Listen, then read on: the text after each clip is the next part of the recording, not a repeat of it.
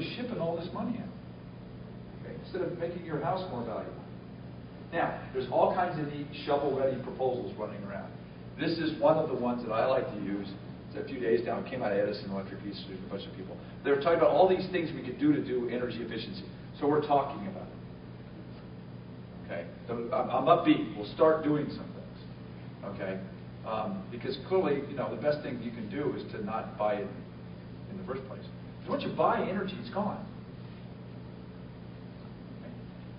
You use it up, it's gone. So is your money. Well, this is sort of where we're going. That's Hurricane Isabel. This is an oil tanker.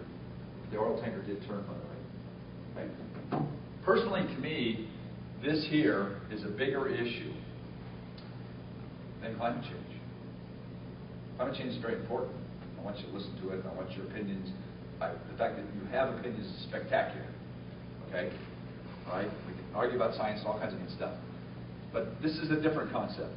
This is the idea that the planet has so much oil. Okay? God doesn't make it real fast. It takes a long time.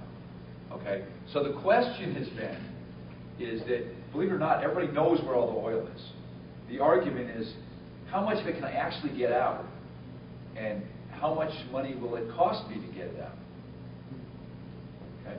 In the early days, we found oil that were in easily, pools that just seeped out of the ground and so on and so forth. So it's pretty cheap to get it out. You didn't have to spend a lot of money, and you could sell it for whatever you could sell it for. Okay? And then, the industrial age came along and so on and so forth. Okay? And the world's consumption on an annual basis, so this is billions of barrels, went up. Okay? And believe it or not, we had a peak there. That was the Arab oil embargo, went up, then came down. And then, it comes up, and it's going to hit some maximum, and then eventually it's going to go down the hill. Okay? Because we'll get it all out, and then eventually it'll cost more and more to get the last little bit out, and so on and so forth, and we're running out. Okay? There's arguments about when that peak will occur. Okay? The argument isn't about the total amount of oil. It's about, well, what do I think the price will be at the time for a barrel of oil? And if the price of a barrel of oil is more expensive than what it costs you to get it out of the ground, you start taking it out of the ground. To give you a context, 5 years ago, the United States didn't get any oil from Canada. Well, very little. Okay? Last year, we got 15% of our oil from Canada. The United States ballpark's 40% of its own, 50% from Canada, 15% from Mexico. Okay, so 70% of the oil was actually coming from North America. We were getting the other 30 from foreign dictators and all kinds of other places. Okay, at least Mexico and Canada sort of like this. That's a good thing.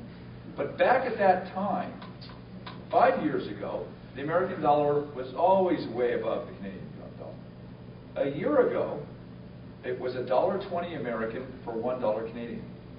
A year ago. Today, it's 80 cents. 80 cents Canadian. I'm sorry, 80 cents American equals $1 Canadian. What happened? All that oil they were getting out of the Alberta tar sands, up at $150 a barrel, they could get it out of the ground at $50 a barrel, and so they're making $100. Well, they get it out of the ground at $50 a barrel. But right now, you can only sell it at $35. So they're not taking it out of the ground, and their economy is falling down.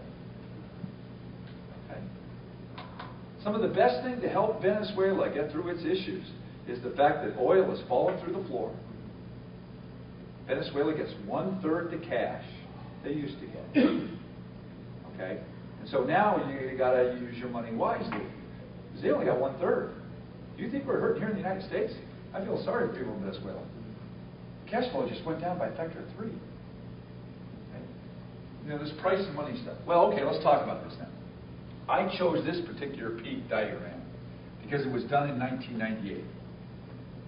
That's important, 1998. And at the time, this gentleman, a well-known geologist, used to work for Shell, so on and so forth, generated this plot in 1998. He predicted the peak would be in 2005. Well, now we passed 2005, and I put the real number up there as a star. The key was in 1998, we had no clue about China and India. Countries that would like to have a standard of living somewhere close to ours. Okay? So I put the real number up there. Well, okay. I then had to redraw this curve because if we're using up way more faster than we thought we would, That means there'll be less in the future. And so this line drives down. So when the President of the United States 3 years ago said a child born today will be driving a hydrogen-powered car, I sure hope so, because I'm a fuel cell researcher. That would be great. That would give me a lot more money. I can do more research, and we can make fuel cell-powered cars. But I know this. A child born 3 years ago won't be driving a gasoline-powered car because there won't be any left. Won't be any left. Look what this thing does. It comes down here like this. We've got to change. Now, here's recent prices. The top curve is cents per gallon, U.S. weekly average. The bottom curve, the middle curve there is dollars per barrel. And this curve down here is natural gas prices. Okay? If you take any of these from 1998 all the way back to World War II, they were all flat. Actually, believe it or not, electricity's been a great deal. Back in after World War II, the cost of fuels and things like that have gone up a little bit, but the power plants got more efficient, transmission lines got more efficient, everything was better. So you actually were not even, I didn't even adjust for inflation. Okay? It really was pretty darn flat. Then in 1998, things started to change. China, India came online, and we got too greedy, all kinds of these things.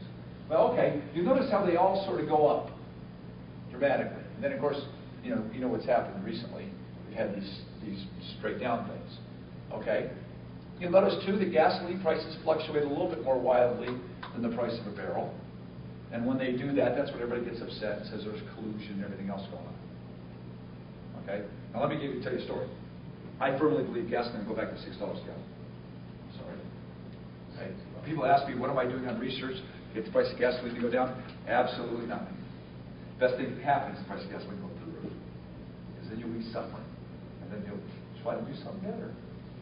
Okay? You know, God had this in mind all along. God's chosen people suffer like you wouldn't believe. Okay? Maybe suffering's good. I don't know.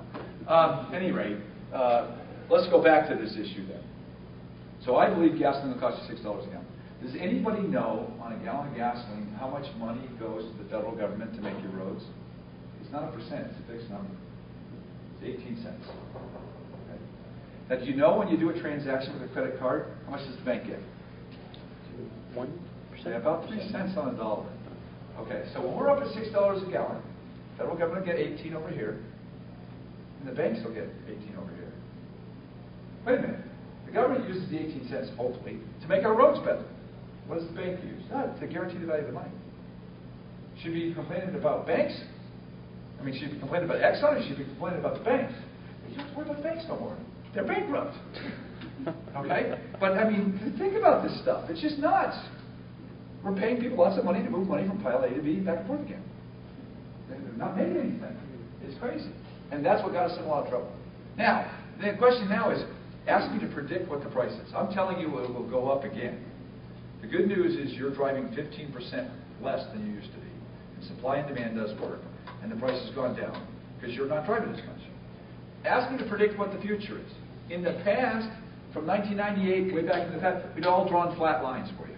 And we'd have drawn flat lines forever. Now, of course, we knew about peak oil. Some of us didn't realize that it can't be flat forever. Okay? But it was flat forever. Okay? Peak oil started playing in here and started going up. So do you draw a line now that does this and goes up like this, sort of this exponential curve? Or if you want, you could be really optimistic and you could say, well, no, I'm going to pick the high point there and draw a line that goes straight down here. And by the time I get to this point, they're going to pay me to take oil off their hands. Okay? I don't know. What do you predict with? The rules all changed in 1998.